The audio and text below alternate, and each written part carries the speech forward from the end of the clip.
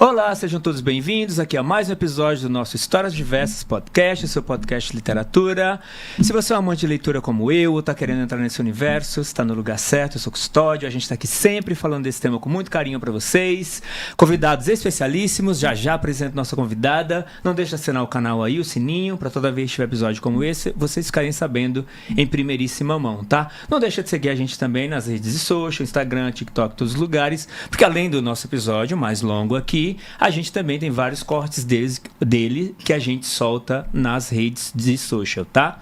Bom, nossa convidada de hoje é poeta e artista de colagem, graduada em tradução literária pela PUC-Rio. Tem 6 livros publicados, entre eles Corolla, vencedor do Prêmio Jabuti 2000, e Alma Corsária, finalistas dos Prêmios Jabuti e Oceanos 2023.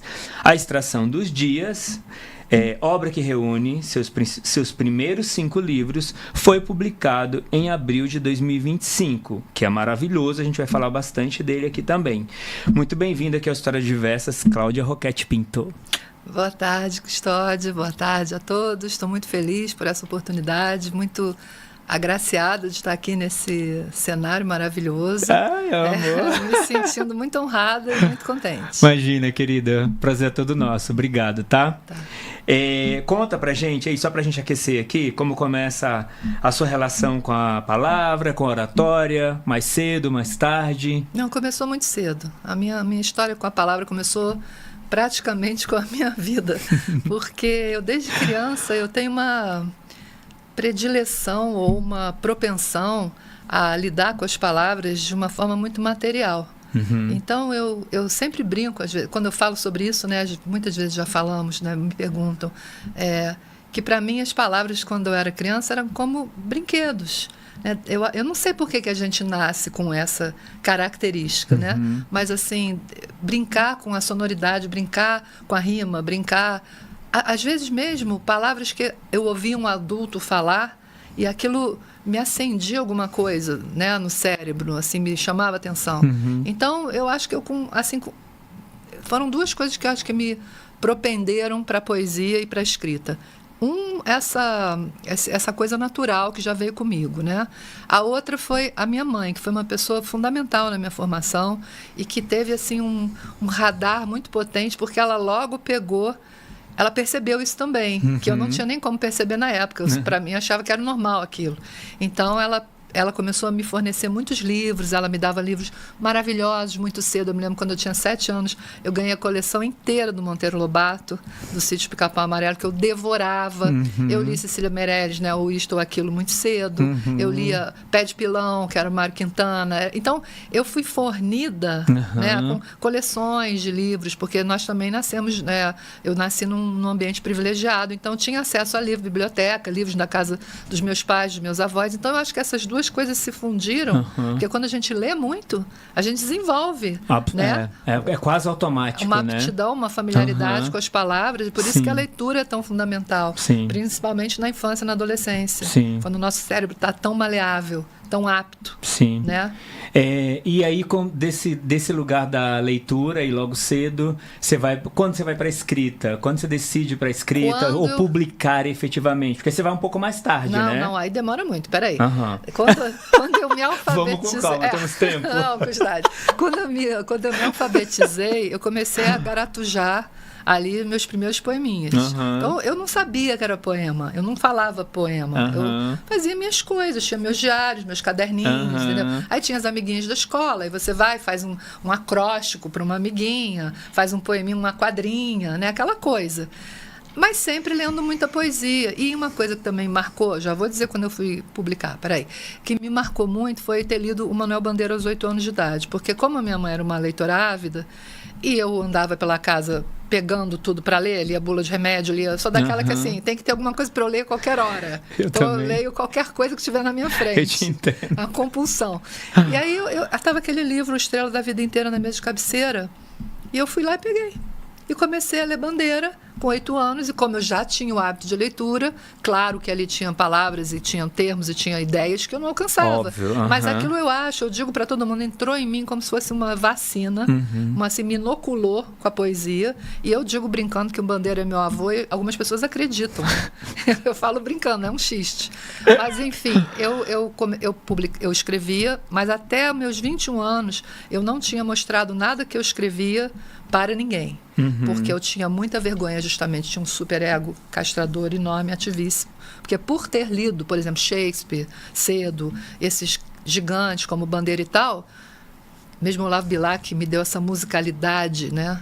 É que nem você, eu falo sempre, ser filho de músico, você é criado ali no meio do todo mundo tocando e você vai pegando de ouvido aquilo. Exato. É natural, né? Depois você vai para a faculdade de letras, estuda metrificação, estuda as coisas mais a fundo, mas já estava ali, né?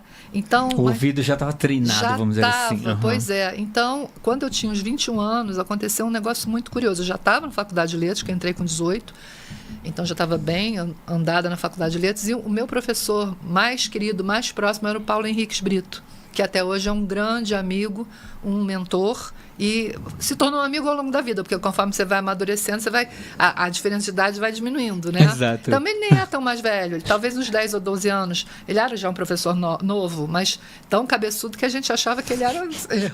né? Já era velho, já nesse aspecto, já tinha alcançado essa muito idade maduro, também. Enfim, e aí eu mostrei minhas coisas para o Paulo, tanto que eu falava coisas, eu não falava nem poema. Eu falava coisas. Eu tinha medo de falar poemas, porque eu achava que era quase um crime. Esse assim. lugar não era inabitável. Não podia ocupar, né? E aí um dia eu conto isso, as pessoas morrem de rir, mas é sério, não é piada. Eu estava penteando o cabelo molhado, assim, eu morava sozinha, estava penteando o cabelo, estava caindo um raio de sol, assim, em cima de mim, eu estava secando. Sabe quando você está secando o cabelo, assim, no sol? No dia que eu fiz 21 anos. E aí eu pensei, com pavor, porque parecia quando eu tinha 20 anos que eu era muito velha. Nossa, o que eu vou fazer da minha vida agora? Eu fiz 21 anos, o que eu vou fazer da minha vida agora? Eu estava fazendo faculdade de letras e olha lá, umas coisas aqui, outras lá, mas... Aí veio uma voz assim dentro da minha cabeça, juro por Deus, Custódio, falou assim, você vai ser poeta. Eu falei, ok. Sério, desse jeito? Juro, desse jeito. Você vai ser poeta. Eu não sei se essa voz é do meu inconsciente, se essa voz é de um guia espiritual, se essa voz da onde veio, das minhas células, não importa. Não importa. Importa que houve essa interceptação, vamos dizer assim. E eu estava ali naquele movimento que a gente vai testando devagarinho, né, as águas, e mostrei meus poemas para o Paulo, eu mandei meus poemas para o Afonso Romano de Santana, na época. O Afonso me ignorou solenemente, ele não deu nenhuma resposta. Eu imagino, porque hoje eu estou nesse lugar, eu sei o que é você ficar recebendo coisa e não poder ter tempo nem de olhar. Conta. É horrível. Não é nem que não deu retorno, às vezes nem leu.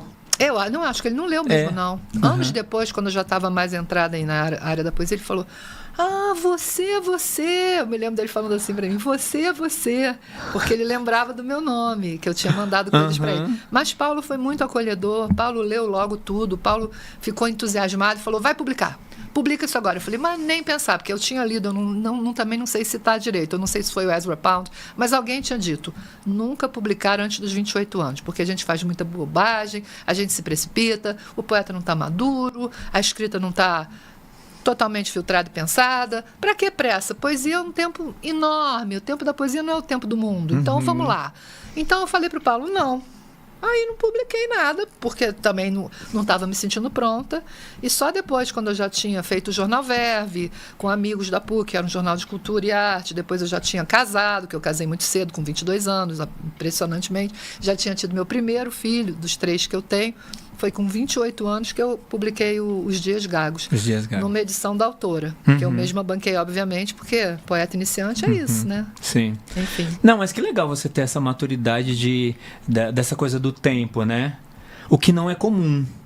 Acho que não é comum para a idade, para pessoas dessa idade, e hoje em dia menos ainda.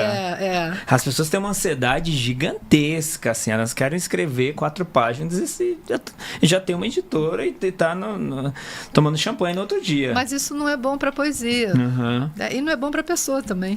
Porque nada que a gente quer ser muito bom vai se erigir em uma semana. Eu acho que essa cultura do para fora, essa cultura da aparência, essa cultura da sucesso, entre aspas, veloz, ele põe para frente muita coisa ruim. Sim, e eu acho que tem eu imagino que tem uma percepção talvez um pouco errada aí eu queria ouvir sua opinião, sobre essa coisa do tempo do poema versus o tempo da prosa. Porque quando você olha os dois, você vê um poema mais curto e você vê uma prosa de 230 páginas, você pensa automaticamente, esse aqui o cara fez em 3 minutos, esse aqui ele precisou de 2 anos. Não necessariamente, né? Estava lendo um livro agora do Ensaios do Antônio Cícero, e ele estava falando de poemas que demoraram 5 anos para serem terminados. Então, eu queria te ouvir um pouquinho aí também, nesse lugar aí do tempo do poema também. Custódio, porque acho que a gente está vivendo uma sociedade pouco leitora e a gente está vivendo muito voltado para o resultado. Uma cultura que é voltada para o resultado, ela desconsidera o processo, né? É uma cultura capitalista extremada, já doentia. Então, quando você pensa que o poema, ele não é, como é que eu vou dizer... Porque ele é curto ou longo, tanto faz, porque o tempo de maturação, o que você tem que extrair do seu processo de pensamento e da sua lida com a materialidade da palavra é muito sofisticado e é muito delicado e precisa de um tempo de maturação. E esperançosamente você se torna melhor poeta, ou mais forte poeta, ou mais atualizado poeta, quanto mais você vive, porque obviamente as suas experiências, também qualquer tipo de escrita, elas vão sendo material e elas vão sendo absorvidas e metabolizadas para entrar na sua escrita, né, no seu texto. Agora, eu tinha um pavor, eu achava que se eu tivesse que escrever, porque eu escrevi um pouco de contos no começo, junto com meus poemas. Mostrei meus contos para o Fernando Sabino, na época que era amigo dos meus pais, ele era um amor, foi super generoso, me recebeu no apartamento da Rua Canning, lá onde era o estúdio dele, me deu 1000 conselhos. Claudinha, leia fulano, ciclano, Beltrano, vocês não podem, jovens, ficar arrombando porta aberta, senão vocês acham que descobriram a pólvora sem fazer barulho. Ele me falou coisas incríveis, assim, foi super generoso também. E que troca maravilhosa. Maravilhoso. Não, e que sorte. Sorte grande, ela tem um carro bom. Causas e condições se reuniram. Nossa Senhora! E aí ele fica uns conselhos ali com o Fernando Sabino. Logo ali. Não, eu morava perto dele, eu morava com meus pais em Ipanema, ele morava em Rua Canning, que é Ipanema. Aí eu ia lá a pé, lá pra casa dele, sentava lá, ouvia ele falar, e ele falava coisas que até hoje eu falo para as pessoas. Meus mentorados, né, que eu faço mentoria literária online, ou quem conversa comigo jovem e está começando, eu falo, gente, fica com a página, fica no vazio, fica de frente, fica no silêncio, fica no não sei. A coisa mais difícil é a gente ficar no não sei, né? Mas se não ficar nesse não sei, nessa abertura, não vai vir a criação. Mas voltando, eu estava falando dos contos. Aí, Fernando Sabino gostou um pouco dos contos, mas claro que ele era exímio, né? E eu era uma iniciante, mas eu deixei um bolinho dos meus poemas numa das vezes que eu fui visitar. E aí falou para mim, Claudinha, mesmo caso do Afonso, mas só que diferente, porque ele já conversava comigo. Claudinha, hoje eu vou tocar bateria, que ele tocava bateria, né? No grupo de jazz, não sei onde. Amanhã eu toco não sei o quê. Não sei quando eu vou poder ler esses teus poemas. Pode deixar. Não tinha celular, não tinha WhatsApp. Pode deixar que eu te ligo. Tá bom, obrigada. Aí fui embora. Tá bom, entregue, né? Aí no dia seguinte, 8 horas da manhã, toco o telefone de baquelite. Telefone trem físico na minha casa. Eu atendo, alô? Claudinha, é o Fernando, você é uma poeta. Eu falei, hã? Aí aquela dor de barriga, aquele golpe, né, no estômago. Aí ele ficou em casa e não foi tocar bateria porque ele teve uma dor de barriga. E graças à dor de barriga do Fernando Sabino, ele leu meus poemas. Então eu sempre digo que a minha carreira também começou a partir da dor de barriga de Fernando Sabino, entre outros. E aí ele falou que leu no telefone para os amigos dele, todo aquele grupo de Minas, e ficavam exclamando. E esses eram os poemas que Paulo, por sua vez, Paulo Brito, tinha lido e gostado. Então ali eu falei, opa, eu devo estar no bom caminho. Mas não vou me precipitar. Mas voltando para o negócio do romance, que eu esqueci de responder. Eu me meti a escrever um romance. Lá pelas tantas eu tive um bloqueio e precisava contar uma história, ela não cabia em poesia. Era uma história longa, uma coisa que eu queria elaborar, da maturidade feminina e tal, enfim. Comecei a escrever um romance em 2007. Fiquei 7 anos escrevendo essa coisa. E depois comecei a achar ele tão complicado, larguei de lado, voltei e até hoje não publiquei. Mas você sente que ele está finalizado? Mais ou menos, porque ele tem uma questão que é uma questão que era menos problemática na época que eu escrevi. Problemática no seguinte sentido: o campo estava menos acirrado. Tá. Ele lida com uma mulher madura, uma pintora em crise criativa, e que se apaixona por uma pessoa de um extrato totalmente diferente. Um extrato social, é um homem negro, ela é uma mulher branca, e a partir daí tem um erotismo enorme, e aí ela fica tão impactada por aquilo que ela começa a querer repetir de forma meio equivocada essa experiência com outros homens. E aí ela passa por essa... Tudo falando sobre a pintura dela, o desejo, o muso, que a questão que me interessa muito é o muso. Por que a história da cultura, da literatura, das artes tem a musa e não existe o muso? Uhum. É muito importante que exista o muso. Na minha poesia existe o muso. Existem muitos musos. Ninguém precisa saber quem é o muso real, quem disparou aquele impulso. O importante é você tem o instrumental, você tem a visão, você tem a abordagem e aquilo te instigou. E por que você não vai usar aquilo? Se eu posso escrever sobre uma maçã, posso escrever sobre uma praia, posso escrever sobre uma cena de uma bala perdida, por que eu não posso escrever sobre um corpo de um homem, não posso escrever sobre como aquilo me atrai ou que tipo de engajamento eu tenho com aquilo? Então, tenho muito isso na minha prática, por isso o romance para mim é importante.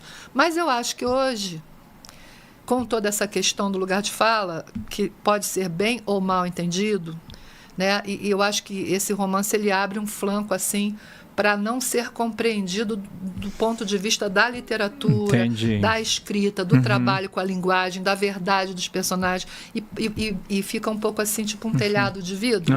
Então eu fiquei um pouco receosa, mas para além desse fato, que eu não sou nem um pouco covarde, sabe, com a história, eu sou bem corajosa. Como falo em tibetano, pao, eu sou bem pao, que eu sou budista tibetano, né? Então eu me atiro. Não seria só por isso, mas tem esse fator, e tem o fator que eu mesmo não tenho segurança de como essa história está acabando. Entendi. Eu não cheguei na conclusão satisfatória para mim de como a história da Vita, que é a minha personagem Vita Arco Verde. Ela tá aí. Ela tá aqui. Tá aqui. E você pensou em escrever começar alguma outra história nesse aspecto? Já que essa tem esses pontos? Recentemente, sim. Eu estou elaborando uma questão, mas eu acho que eu vou fazer mais uma plaquete de poemas. Não tem jeito, vai e volta, mas você acaba meu negócio é poesia. Acaba na poesia. O livro foi tipo como as colagens, foi uma forma de elaborar experiências que eu não estava conseguindo verbalizar de outra maneira ou representar de outra maneira, né? Perfeito. E falando tanto em poesia, quem são suas grandes referências aí na poesia? Bom, você quer... Os mais antigos, os mais poetas mais atuais os aí. Os mais antigos, eu posso te falar, Emily Dickinson foi uma poeta muito fundamental para mim, Sylvia Plath foi uma poeta muito fundamental para mim, uma que não é poeta, duas que não são poetas, mas foram fundamentais para mim, Virginia Woolf e a... Ah, meu Deus, agora me dá branco, desculpa, gente, para aí que eu tô... Ah, meu Deus do céu, aquela neozelandesa, Garden Party, Catherine Mansfield foi muito importante para mim. É porque agora eu estou numa idade que as coisas mais comezinhas, as coisas mais íntimas eu esqueço. Sabe assim, esqueço o nome do porteiro, esquece o livro que está na sua mesa de cabeceira. Eu também, porque é muita informação, a gente não aguenta também. É tudo isso e também é o pós-menopausa, né? Tem uma amiga minha que fala isso. Ela fala, você não tem noção o que é depois da menopausa que você esquecer das coisas. Você esquece porque muda a sua configuração cerebral. Aí você vai desenvolvendo umas mamonhas, né? Clarice foi muito importante para mim, sempre. O próprio Paulo Henriques Brito, que eu considero meu mentor. Ontem eu estava lendo com a Marília Garcia, que é uma poeta que eu amo. Gente, agora eu começo a falar e eu fico um pouco constrangida porque eu tenho tantos amigos poetas e amigas poetas. Para também não falar de um em detrimento de outro. Rezende, que é um grande amigo, que é um poeta para mim também uma referência. Tem muitas pessoas, mas se eu começo a falar, aí falo de um, não falo de outro. Se você tivesse que falar assim, que você falou, tem alguém que está começando, desses novos, que assim, a gente precisa olhar mais para esse nome ou para esse trabalho e tudo. Tem alguém assim que você pudesse eleger? Não, a primeira pessoa que veio na minha cabeça, mas ele não está nem um pouco começando, é o Leonardo Gandolf. Mas ele não está nem um pouco começando. Mas pode ser uma dica para as pessoas prestarem mais atenção, né? Sim.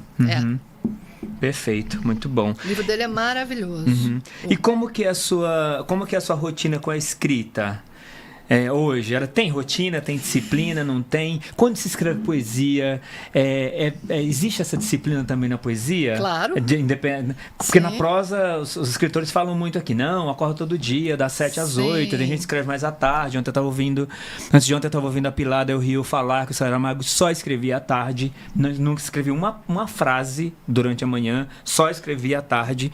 Então tem essa coisa, né? Então na poesia, e para você especificamente, tem esse horário? Custódio, eu tenho um pouco de inveja quando eu leio essa coisa sobre os prosadores, sabe? Declarando isso. Porque, na verdade, assim, quando eu estava na faculdade, que veio essa voz e falou, você vai ser poeta, eu tinha mais tempo. Depois eu casei e tive 3 filhos. Então eu escrevia, tem que ser dito isso. É muito diferente você ser um poeta homem e ser uma poeta mulher. Vamos lá. Uma escritora, uma prosadora, romancista, ou que seja, contista, homem e mulher. Porque a gente tem tripla carga de trabalho. Total. É esperado muita coisa de nós, sempre foi.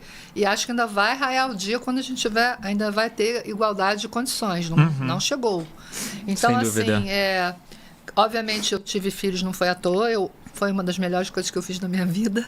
E eu amo muito esses meus filhos, que já são, obviamente, adultos. E eu queria estar disponível para eles. Então, eu, por exemplo, se quando eu era jovem eu escrevia noite adentro, porque é maravilhoso você escrever na hora que a cidade está dormindo, né? Quando eu era recém-casada ou mesmo solteira, não tinha filho. Você está num silêncio total, aí dá aquela coisa que você começa a escrever. Quantas vezes eu tive essa experiência? Começava a escrever aqui, às 9 horas da noite.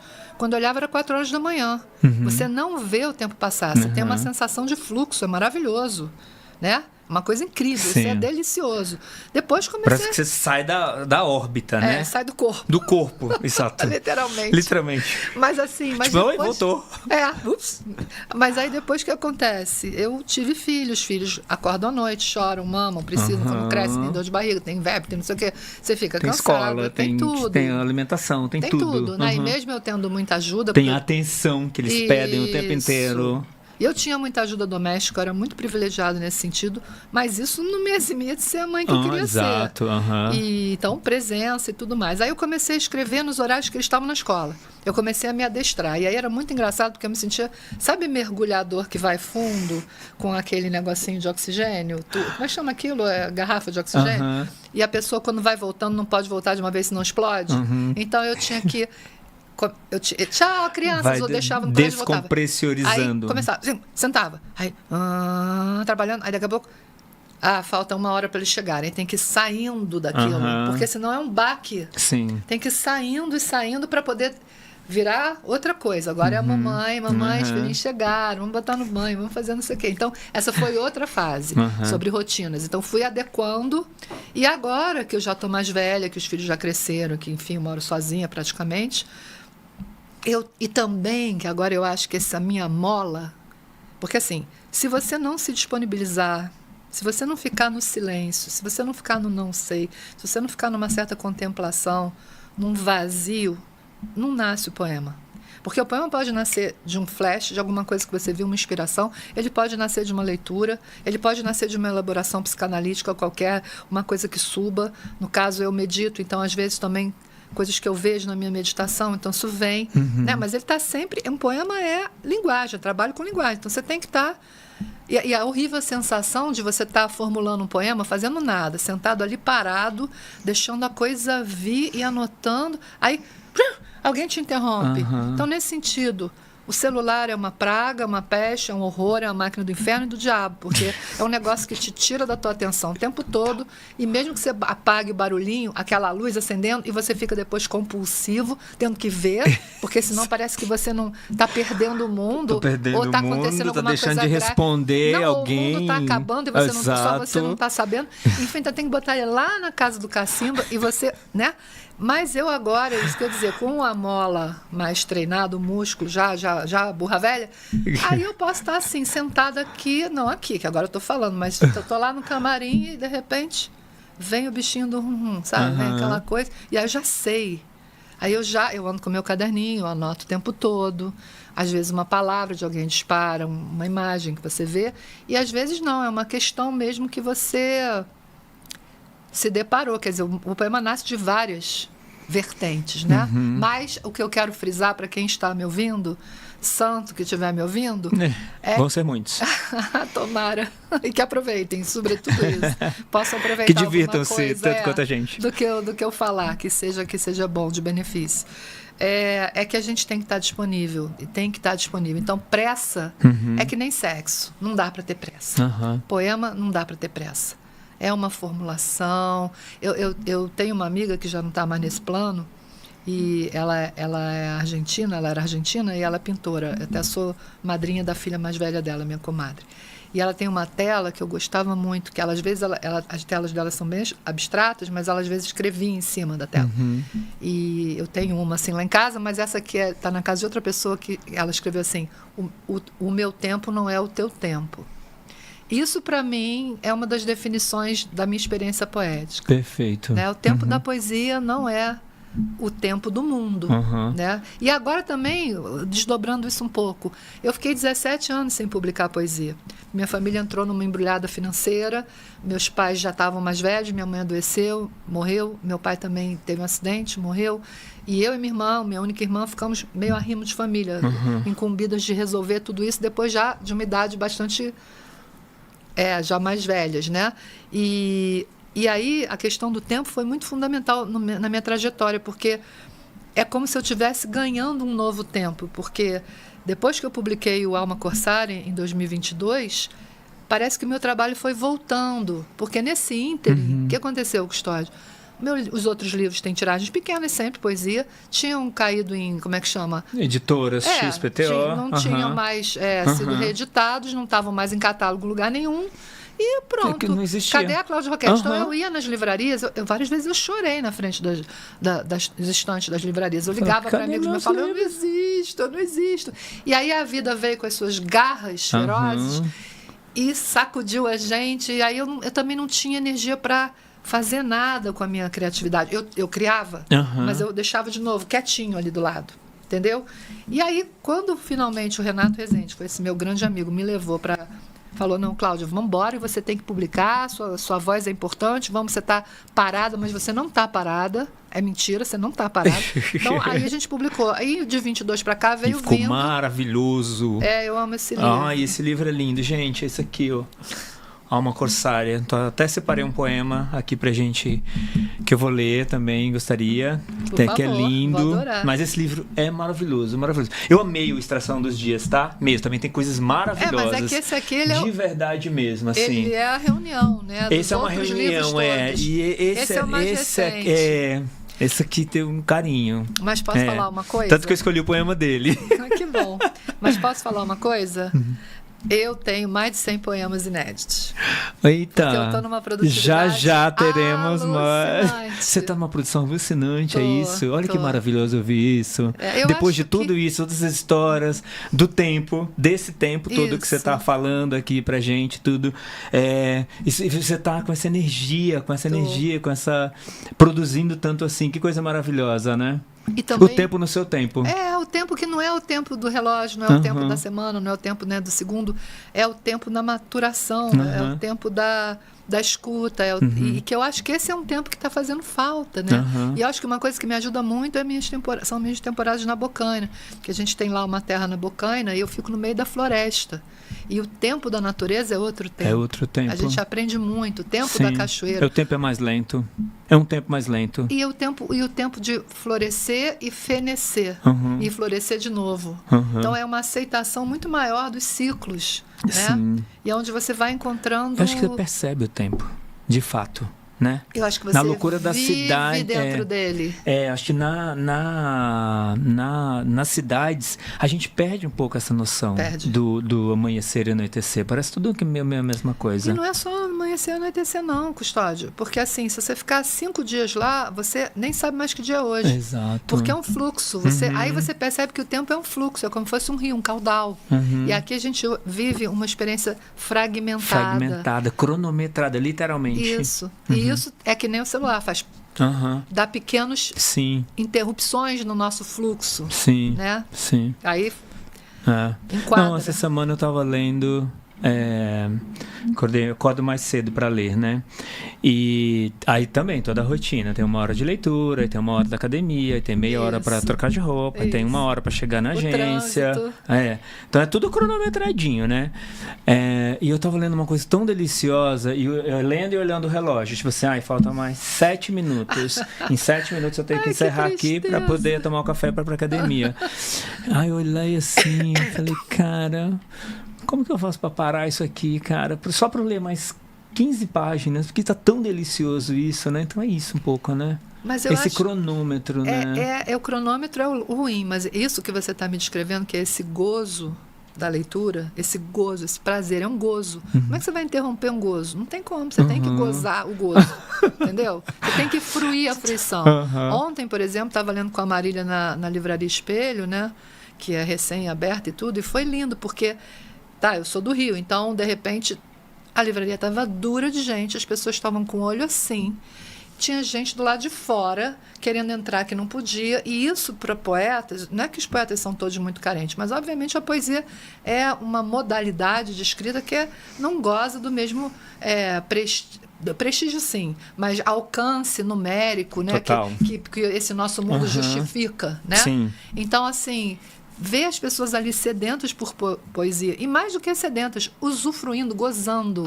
Elas estavam felizes, elas não queriam ir embora. Exato. A Marília olhava assim para mim, tipo, já deu? Mas não, as pessoas queriam mais, sabe? As pessoas ficam em pé. Né? Fico em pé, eu fico até arrepiada. Exato. E é uma coisa linda, porque é uma onda. As pessoas ficam 3 horas em pé, você fala, cara, como assim? É uma onda que vai, que vem, e começa a criar uma coisa que é mesmo como uma transa, é uma troca, exato, sabe? É uma transação energética, sabe? E é muito bonito isso. É lindo mesmo. É lindo para quem está ouvindo, é lindo para quem está lendo. E eu acho que é lindo até para mais gente. Eu acho que é quando sempre eu falo, 1 mais 1 é mais que 2. Exato. É quando aquilo expande, exato. Muda o ambiente, cada um muda lê a energia. uma coisa, cada um lê um trecho, cada um lê um verso. E dispara coisas na cabeça das pessoas e elas levam para casa. E no dia seguinte elas estão pensando em outras coisas. E daí te escrevem e elas ficam agradecidas, sabe? E é uma troca sem dinheiro. Exato. É uma troca sem... Não é um comércio chulo. Exato. É um comércio digno, um comércio amoroso, sabe? Então, prazeroso. É maravilhoso. Sim, sem dúvida. Fiquei muito feliz de ler lá ontem. Não, maravilhoso. Tem um encontro aqui, que é até organizado pela ZIL e pelo Círculo de Poemas, sim. que é lá naquela casa lá no Higienópolis, né? Sei. É uma coisa linda. Né? As pessoas ficam sentadas todas em volta de uma mesa, um sofá e tal. Aí cada um lê um trecho, lê um verso. Cara, é uma reenergização. Você sai de lá e fala, cara... Elas saem energizadas. É isso. Por isso que eu brinco que nas minhas mentorias, eu não chamo meus mentorados e mentoradas de mentorado, que eu não gosto nem desse encontro. Eu não gosto desse som, que eu sou muito ligada em som. Então eu chamo eles e elas de mentolados. Por quê? Porque tanto eles e elas quanto eu, quando a coisa termina, a sessão, a conversa sobre a poesia delas, e a gente entrou, porque eu tenho a honra de entrar no campo mental das pessoas, no imaginário delas, elas confiam em mim. E a gente troca de igual para igual, a oficina, é um trabalho de oficina. Tanto eu quanto elas, a gente está com a cabeça assim... Aí eu digo que é Vic Vaporub, é mentol, é House Mentoliptus. Então eu chamo de mentolados. Porque essa renovação, esse frescor... É o refresh mesmo, esse frescor. É um frescor que dá na gente. Porque debruçados sobre algo que nos apaixona e que tem a linguagem, que é a primeira coisa que a gente tem no mundo, né? Sim. Até para se entender no mundo, né? Sim, total. Então... E como que organiza um livro de poemas? Tem uma lógica? Precisa, não precisa? Olha, bom, meu processo é sempre parecido, que é o seguinte, eu vou escrevendo. Quando eu termino um livro, eu percebo que certas questões que eu me propus, não é que eu um dia acordo e falo assim, agora eu vou escrever sobre isso, e vou escrever dessa forma, e vou investigar. Não. Por um hábito de leitura e pela própria convivência com a palavra, e com a minha própria poesia, eu chego a algum ponto onde eu falo assim, bom, isso aqui não me interessa mais. Eu já fiz, já brinquei, acabou. Agora o que vai ser? E fico aberta. Aí vem uma nova maneira, por coisas que eu li, por questões que eu elaborei. E aí, por isso que eu sempre brinco que os meus livros, eu falo tanta bobagem, meu Deus, que os meus livros, eu largo eles um pouco como eu largo meus ex-namorados. Não é que eu não ame, não é que eu não veja valor, mas assim, não está me interessando agora, eu estou me interessado no que eu estou fazendo agora, entendeu? Então, assim, o meu livro presente, meu livro a caminho... É sempre o mais importante. Gente, eu tenho que confessar. Então, assim... Quando começa o livro novo, aí depois de um tempo, você escrevendo todo dia, ou sei lá, meses e tal, você começa a perceber que tem temáticos, núcleos temáticos em alguns poemas, tem formas novas que você está experimentando. Então, seja pelo assunto, seja pelo modo que você está adotando, lá pelas tantas eu pego e começo a colocar, imprimo, né, sei lá qual versão, porque faz versão, retoca, puxa, corta, larga, tem que largar, esquecer. Lá, ficar assoviando para cá, daqui a 3, 4, 5, 6 meses, pegar de novo e falar, gente, que é isso aqui? Não.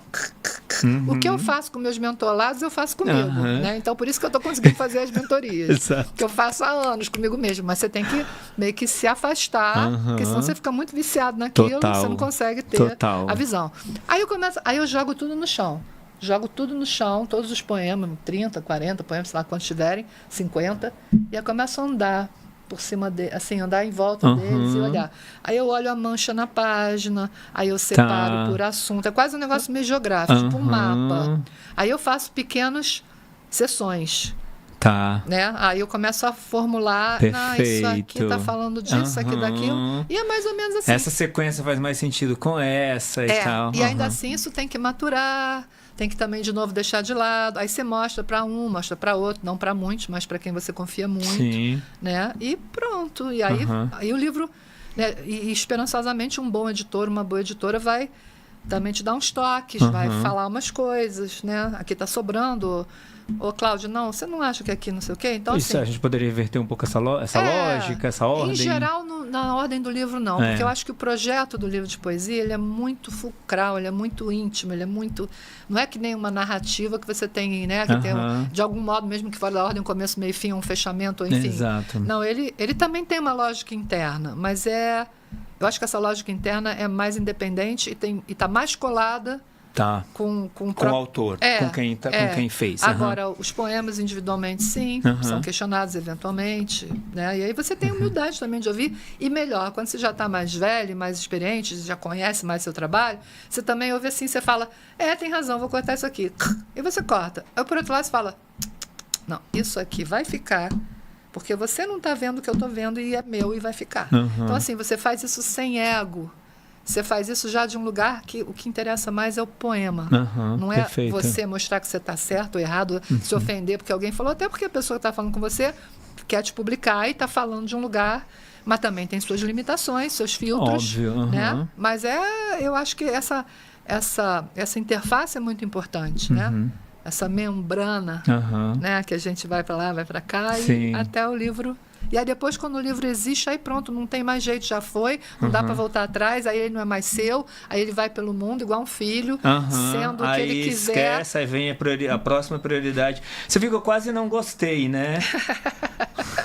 O livro está todo marcado. Ai, como eu fico feliz. Lindo. Obrigada. E aí, outra coisa que eu queria te perguntar é sobre poemas com título versus poemas sem títulos. Existe uma regra? Todos os seus poemas têm títulos? Tem um que não tem? Tem poemas que não tem, que não precisam? Quando ter, quando não ter? Como é que funciona para você? Bom. E o que é o título para o poema? Também. É difícil explicar. É engraçado, escrever poesia, eu não quero mitificar, nem quero ficar dizendo que não é técnica e dizendo que não é estudo. Não estou falando nada disso. Tem técnica, tem estudo, tem prática, tem dedicação, tem suor e lágrimas, tem desespero, tem PQP, por que eu estou fazendo isso da minha vida? Meu Deus, ninguém lê poesia, ninguém está interessado nisso, que eu estou aqui entranhada com essa coisa. Pra quê, Jesus? Tanta gente já escreveu melhor do que eu, por que eu estou fazendo isso? Tem tudo isso. Todo mundo passa por isso. Mas tem uma parte que é meio mágica. O poema, ele tem uma lógica própria. Cada poema é um artefato. Mesmo que um poema se assemelhe ao outro, de algum modo, na temática ou na maneira, para mim, pelo menos, só posso falar da minha experiência, né, Custódio? Não posso falar de mais ninguém. Claro, Na minha experiência autoral, na minha experiência artística, o poema, o título meio que se manifesta. Né? Ele pode amarrar um pouco e direcionar um pouco a leitura do poema, isso é bom quando ele não está tão claro. Sim. E às vezes ele baixa feito um comentário extra, tipo uma ironia, um direcionamento de leitura. Porque às vezes o título está no poema, mas também não necessariamente precisa estar. Às vezes eu tenho um poema que o título é para a intenção, né? E também o título, eu tenho um poema que o título é o primeiro verso do poema também. Agora, quando não tem título, eu não sei te responder porque não tem. Às vezes eles ficam sem título por um tempão. E, de repente, na releitura, no trabalho, eu falo, não, isso aqui é isso. Né? E aí vai. Mas tem uns que são teimosos e ficam sem. E dane-se. E não quero. Eles falam, tipo, vou falar não quero ser nominado. Mesmo, não quero ser nominado. Aí você não manda também tanto assim. Você manda, mas você negocia. Exato. Né? Enfim. Maravilhoso. A outra coisa que eu te perguntar, o que é um bom... O que não pode faltar num bom livro de poesia para você? Autenticidade. Não pode faltar o genuíno. A poesia que é escrita de um lugar que não é da mais corajosa experiência íntima do escritor ou da escritora, ela transparece. Poema, eu falo para os meus alunos, é uma nudez. Quando eu pego o poema de alguém, eu pego um grupo de poemas de alguém, eu vejo claramente assim, qual a ambição daquela pessoa, qual o encaminhamento. E por ambição não estou falando uma palavra ruim. Com sentido ruim. Estou falando assim, onde que ela quer chegar? Exato. Onde que ela quer chegar? E eu vejo também, onde que está difícil aqui para ela? E onde que está o ponto forte? Aqui. Né? E mal ou mal, assim, não muito bruxulentamente, mas dá para você perceber as referências, algumas referências, as frequentações, quais autores estão influenciando. Legal. Ou influenciaram.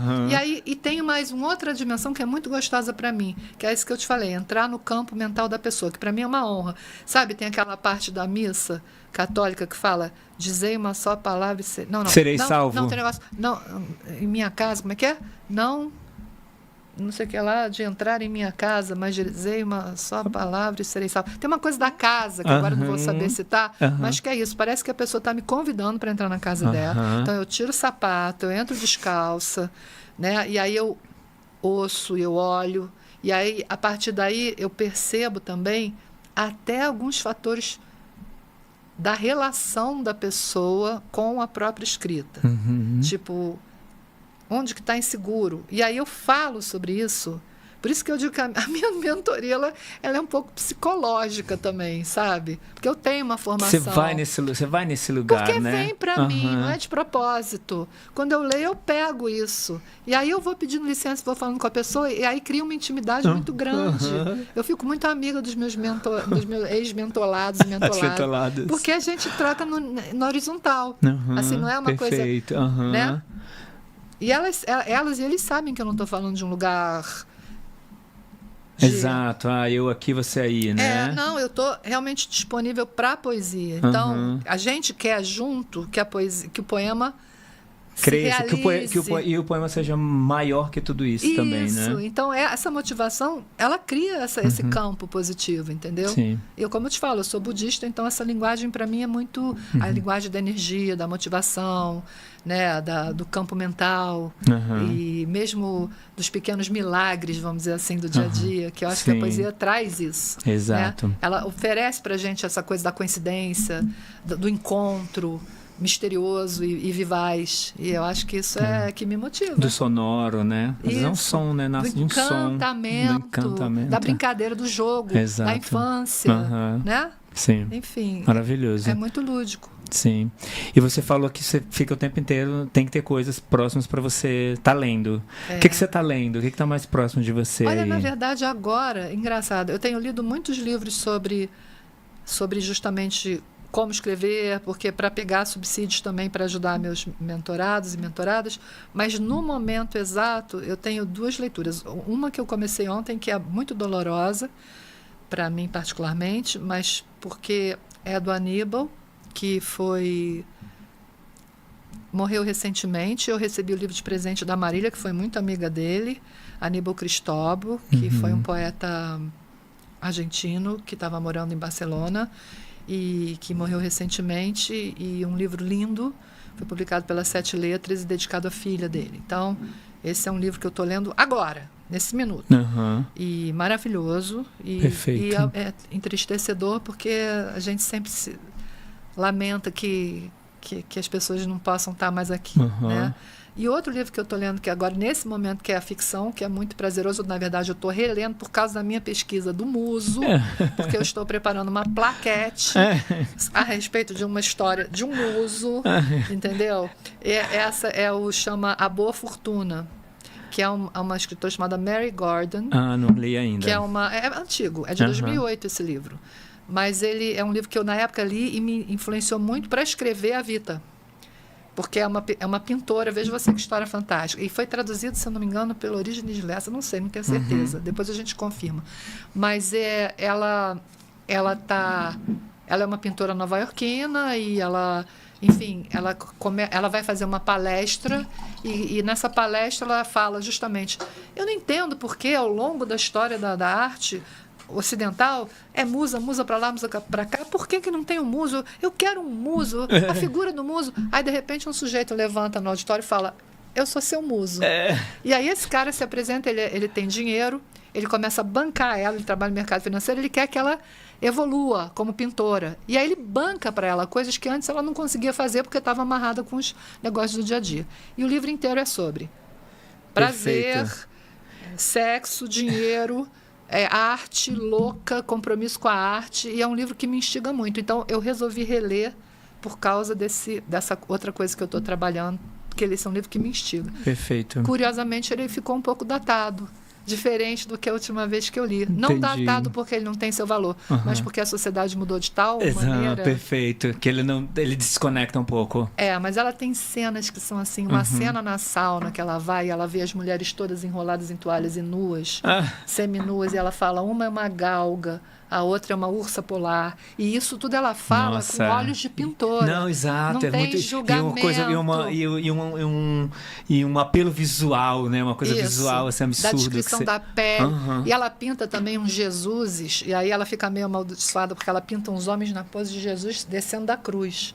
Mas não é uma coisa fútil, né? É uma coisa ofensiva, é uma coisa que é um estudo, é uma pesquisa, um direcionamento.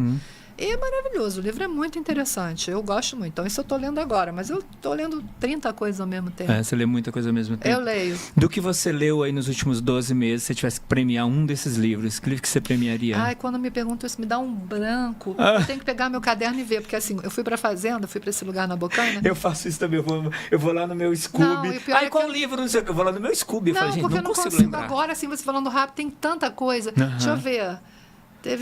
Eu acabei de ler todos os contos reunidos do F. Scott Fitzgerald, por exemplo, traduzidos, no caso. São 800 páginas. Uou. Eu li também, na Fazenda eu li 14 livros em um mês e meio. 7 semanas. Uou. Eu li 14 livros, porque lá não tem, não tem? A Máquina do Inferno. E eu escrevi também quase 15 poemas. Porque eu acordo às 5h30 da manhã, eu também sou igual a você. Então, entre 5h30 e 8, que é a hora que eu vou tomar café, muita coisa. Sem celular, você faz muita coisa. Você lê, você escreve, você olha o orvalho na planta, você escuta o passarinho cantar num lugar que não tem, sabe? Começa aí. Aí também é que nem malhar. Quanto mais você faz, mais o seu cérebro, sei lá, seu sistema nervoso, sua mola escritora, seu músculo de escrita, ele... vai se aprimorando. Pois é, e chega a um ponto onde fica até difícil para mim voltar. É tipo Alice no País do Espelho. Eu vou pro lado de lá, igual aquele poema do Cícero, lindo. Eu vou pro lado de lá e depois fica difícil de voltar. Né? Voltar para, tipo, reunião às 2h com o advogado. Sabe? Essa é a hora, porque eu tenho outro trabalho que nada tem a ver com escrita, que é um trabalho que me consome loucamente, que é esse trabalho com a minha irmã, que nós duas... Para tocar tudo... E ela está sendo uma parceirona, porque ela está segurando a onda enquanto esse meu lado, médico e monstro, né? Esse meu lado, que eu acho que é o monstro, que é o poeta, que é a poeta... né, tá me solicitando, ela tá segurando para mim. Sim. Né? Então, eu sou muito agradecida à Mariana. Maravilhoso. Cláudia, e publicar poesia num lugar de ser mulher, na época que você começou a publicar, que tinha poucas mulheres publicando, inclusive prosa, quanto mais poesia, né? Como é que foi? Você tomou muitos não? Você sentiu isso? Você sente que isso mudou? Eu na Flip, ano passado eu falei na Flip, tive a honra de falar na Flip na mesa da Alice Ruiz e com a Marília Garcia. Então, assim, eu sempre brinco que a gente é dobradinha campeã, eu e ela. Eu adoro. Porque dá certo, a gente tem muita afinidade, carinho uma pela outra, respeito pela poesia uma da outra, admiração, então dá certo, fica um campo legal. Mas lá na Flip eu falei, eu falei até bastante ousadamente, sobre algumas críticas que eu recebi de poetas, homens, que ficavam extremamente perturbados com o que eu estava fazendo.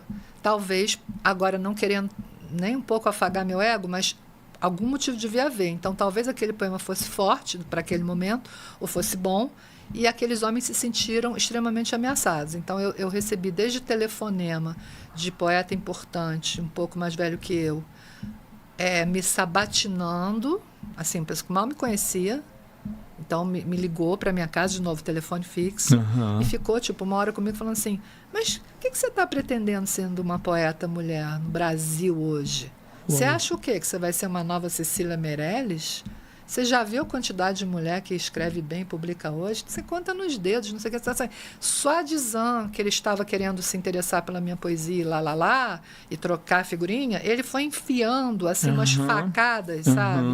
Outro, poeta que é meu amigo, que a gente fazia letras junto na PUC, no Rio, e aí um dia eu cheguei com um texto, era até um texto sobre a Catedral de Notre-Dame, que era até um poema em prosa, que eu comparava a catedral a um cachorro erguido nas quatro patas. Era um pouco... Não era licérgico, porque eu nunca tomei esse tipo de droga, mas a minha cabeça já é assim por natureza. Então, ele era muito cheio de metáforas, imagens. E aí ele leu, ele olhou para mim, eu me lembro onde a gente estava, ele estava em pé, no corredor, departamento de letras, eu me lembro até da luz dessa cena, e ele olhou para mim e falou assim, você escreve que nem homem. E isso, supostamente, era um elogio. Supostamente. Óbvio. Mas veja, quando a pessoa está tão programada... Só é bom se vier desse lugar? Não, então, se é bom, é porque você está com essa cabeça. Por essa janela, quer dizer, é uma coisa violenta, né? Então, assim, eu tive isso. Tive, sim, mas era chato, às vezes eu chorava... às vezes era um projeto que ia sair, na última hora não saía comigo, saía com os outros, que eram homens, mas não saía comigo. Mas eu não gosto nem de ficar assim lamoreando isso, eu só falo que para as mulheres que me escutem, saibam que tem isso. Que eu sei que ainda tem, mas hoje está muito melhor. E que bom, vamos aproveitar, porque a sororidade está atuando. E aonde uma apoia a outra, a coisa se fortalece muito. Tem editores que publicam mulheres primordialmente, tem editoras mulheres. Tem livrarias. Livrarias de mulheres. Exato. E as mulheres estão muito sensíveis e atentas, estão muito solidárias. Então, isso está criando uma rede fortíssima. E é lindo participar disso. É lindo ter vivido para ver como mudou esse cenário. Eu não estou jogando confete falando, o mundo está maravilhoso. Não está. Não é sobre exato. Não vamos também nessa medida, romantizar. Mas nessa medida, gente, está fazendo muita diferença. Sim. Você sabe que a gente tem um quadro aqui que chama 3Es. São 3 livros, um para enaltecer, um para emprestar e um para esquecer. Quais são? Para você? Eu jamais vou falar de um livro para esquecer.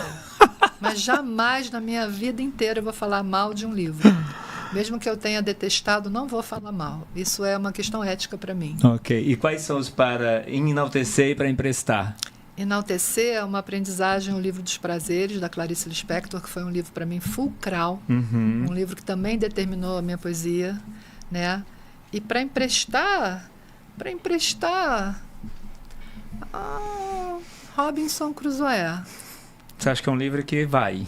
Eu acho que são livros que marcaram muito a minha infância e que são livros que apelam... Eu gosto muito da ideia do náufrago. Eu tenho até um poema que se chama O Náufrago. Eu gosto muito da ideia do naufrágio, porque acho que a nossa vida é cheia de naufrágios. E acho que a gente ter resiliência, a gente ter flexibilidade, a gente ter maleabilidade mental para superar os nossos naufrágios, mas não é nessa superação positiva, alegria tóxica, não. É olhar para o que a gente tem, ver os dejetos daquele naufrágio, ver, bom, o que eu vou fazer agora? Então, acho que essa experiência limítrofe de estar numa ilha, de não ter o que comer, de não ter onde morar, de ter bichos selvagens, de ter... Né? Isso é lindo, porque te coloca diretamente com a sua humanidade primordial, né? Na verdade, a gente se engana no mundo que a gente vive, que a gente tem isso, tem aquilo, a gente tem um monte de anteparos, a gente acha que a gente está muito protegido. Mas a gente está em plena nudez. Tanto que quando a gente tem crise existencial, é isso que a gente vê claramente. Exato. Gente, eu não tenho nada, é como você está caindo, não tem onde pousar. Exato. Né? Então, se lembrar de que a gente tem essa condição e que ela é igual para todo mundo, né? E descobrir maneiras muito suaves, pequenas do dia a dia de fazer com que isso... então eu tenho isso aqui, então vou usar isso. A gente tem mais recursos do que a gente imagina também. Sim. Senão o ser humano não tinha chegado onde chegou. Exato. Entendeu? A gente tem essa maleabilidade, essa capacidade, essa E inventividade. a gente descobre muito também os recursos na escassez, né? Exatamente. Né? O quanto a gente supostamente teria aprendido na pandemia, né? Exato. Que depois tanto se esqueceu, infelizmente. Tanto se esqueceu e tão rápido. Não é? Mas ali a gente descobriu o quanto a gente se reinventa na escassez, né? Isso. E no medo, e na limitação. Exato. E que a gente contorna e a gente vai dando jeitinho igual água. Então, assim, eu gosto muito dessa imagem do naufrágio. Por isso, não porque seja mórbido nem nada, mas porque também o mar, né? Que é um mar que é tão imenso, né? Que a vida é esse mar, né? E de repente você está lá surfando, de repente você está naufragando, de repente você vai dar com os costados numa praia deserta e daqui a pouco você vai descobrir como que você vai voltar para si e fazer disso alguma coisa boa para você e para os outros. Para mim a poesia é isso também. É esse naufrágio com esse dar em algum lugar, sabe? Cíclico. Lindo. Maravilhoso. Ó, a gente tá indo pro finalmente aqui, tá? Então o que eu vou combinar aqui com você? O quê? Vou ler um poema. Sim. Você lê outro. Oba. E no final a gente faz um ping-pong aqui. Eu sempre faço ping-pong com livros. Esse ou aquele. Hoje com você eu vou fazer com poetas. Tá. Com os poetas. Tá, mas não são poetas contemporâneos, não. Tem né? contemporâneos também, não, já vou te adiantando. Eu não quero fazer isso com ninguém. Não tem muitos não, pra ser bem sincero. Tem os mais tá. antiguinhos. Aqui eu tô olhando aqui a lista, tá mais antiga, mas tem alguns contemporâneos Deixa também. Enquanto você lê, eu posso olhar qual que eu vou ler aqui? Por favor, tem eu tô lendo aqui esse poema. maravilhoso, entre tantos que tá nesse livro, gente. Aqui o Alma Corsária, que saiu pela editora 34. O poeta chama Nesga. Talvez o amor seja isso, restos de vidro e cicatrizes, cacos depois da ressaca, os vestígios invisíveis que insistem em zumbir pela casa, o telefone sozinho, tocando alto na sala, as coisas mais solitárias em toda a sua eficácia. Será isso o amor, essa falta imediata, essa noz na garganta, versão revista e ampliada da exasperação cotidiana? Talvez a nesga castanha de uma flor dobrada, caída sobre a pedra do calçamento, te relembre a minha, escondida, oferecida no cio. Talvez seja isto o amor, balbucio. Lindo isso, lindo, lindo, lindo. Obrigada. Então, para ficar nessa toada, um pouco amorosa, um pouco erótica, Amo. eu vou ler Homem, Modo de Abrir, que é do meu livro, peraí que eu esqueço de qual próprio livro que é, do meu livro Margem de Manobra, que está aqui nessa edição, reunião. Nessa reunião de poemas lindos. Isso. Que não é uma antologia, como o pessoal fala, porque antologia são melhores poemas ou poemas selecionados de vários livros. Aqui não, tem são a integridade. Todos os meus livros estão aqui, a totalidade. Eu achei tão maravilhoso isso. Isso foi uma coisa maravilhosa que o pessoal da Círculo de Poemas, e por iniciativa do Gustavo Silveira Ribeiro, que se diga, que escreveu o Pós-Fácil, que foi quem me procurou. Olha, com essa... Cláudia, precisamos fazer sua obra ser conhecida por outras gerações. Perfeito. Então é isso, que eu sou uma espécie de Lázara. Eu estou rediviva. Eu voltei depois de 17 anos. Amo. Entendeu? Então tô nessa. Você fez aquela cena da televisão. Oi, queridos, voltei. Homem, modo de abrir. Com os lábios e com a língua. E qualquer palavra que sirva para a imagem a ser descascada. Uva túrgida, autossuficiente, súbita inclinando-se ao verter do próprio sumo. Se adequadamente envolta pela boca sábia que adivinha, conhece?